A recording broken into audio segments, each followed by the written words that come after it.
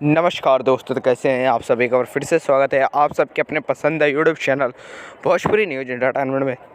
तो दबंग सुपरस्टार खेसारी लाल यादव का बहुत ही शानदार गाना रिलीज हो चुका है, जिस गाने का नाम है जो चुम्मा देगी वो जीतेगी। जी हाँ, चुनाव स्पेशल गाना है और होली का भी ये गाना है।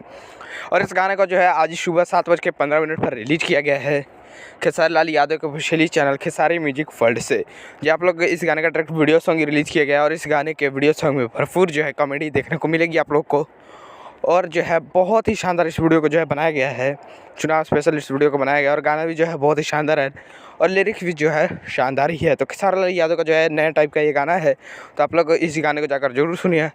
अगर आप लोगों ने इस गाने को सुन लिया है तो कमेंट में जरूर बताएं। और आप सबको बता दें, इस गाने ने अभी लगभग 36 मिनट में, जी हाँ दोस्तों 36 मिनट में 100 के व्यूज़ जो है प्राप्त कर लिए हैं यूट्यूब पर। आप लोग कमेंट करके बताएं कि आप लोग जब इस वीडियो को देख रहे हैं तो इस गाने का व्यूज़ कितना है, कमेंट में जरूर बताएं। तो मिलते हैं इसी के साथ अगले वीडियो में, तब तक बने रहे आप हमारे चैनल भोजपुरी न्यूज एंटरटेनमेंट के साथ। जय हिंद।